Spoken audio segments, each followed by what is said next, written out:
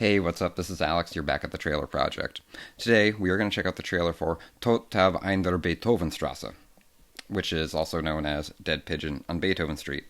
Sam Fuller's made a lot of great movies, Shot Quarter, The Naked Kiss, White Dog, but some of his later films are even more idiosyncratic, even more lively, even more erratic, and even more crazy.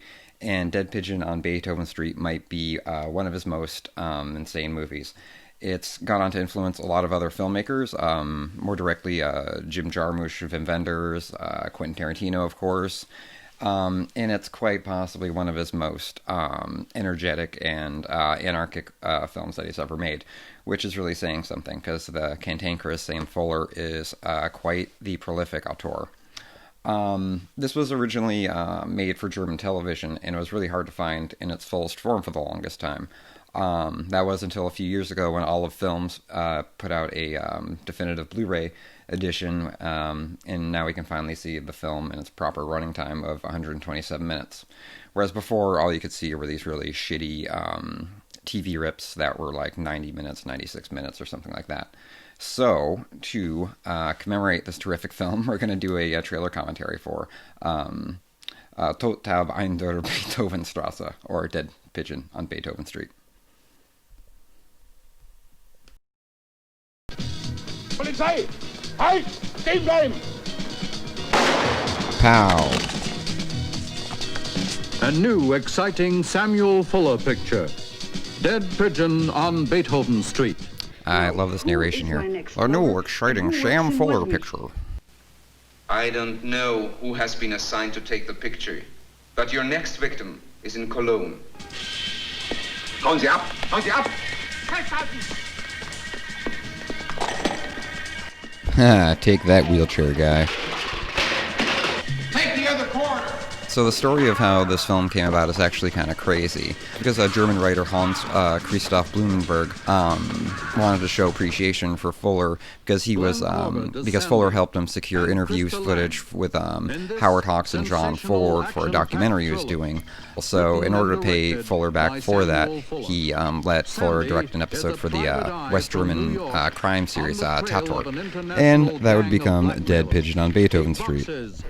So German audiences were confused when it aired on television. It wasn't well received by critics, and then it was cut down to 90-something minutes and released in America, where no one liked it as well.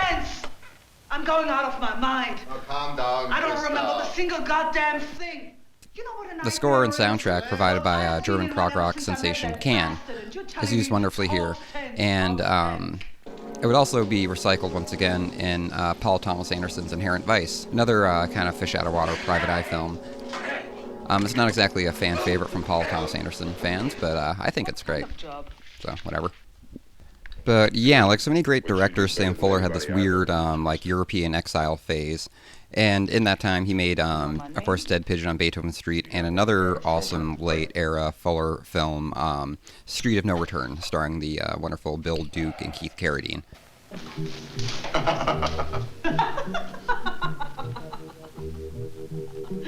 Vous n'avez jamais pensé à devenir acteur, Monsieur Novak?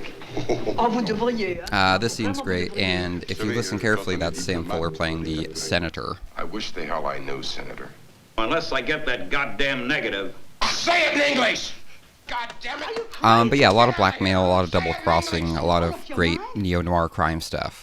But yeah, Glenn Corbett in the very Sam Fuller traditions, playing a very, brawny macho dude, not unlike Gene Evans or Richard Widmark in his previous films. But even more interesting is Krista Lang, who was actually Sam Fuller's wife. Look, even if you have us thrown overboard, it won't stop our people from printing that in the newspapers, unless you pay us $100,000 cash in Amsterdam. This is a long trailer, and it's not a very good one, but it's for a very great movie. You have this printed in the newspapers? On the front page. On the front page. So help me God. I love you, Sam. I love you too, Godhead. So this is the fight scene that I referenced earlier, and it's completely insane. They're just, throwing spears and swords and shit at each other. It's Blackmail, violence, action in this new sensational Samuel Fuller picture. Also, there's Anton Diffring, who you'll likely recognize as the bad guy from almost every horror movie of the 1970s. The film isn't too hard to track down. Of course, you can find the 90-minute edit on YouTube or whatever. But it sucks. Pony up the $15 or whatever. Go on Amazon and get the olive Blu-ray. Anyhow, this has been Alex from the Trailer Project. Thanks for watching. We'll catch you later.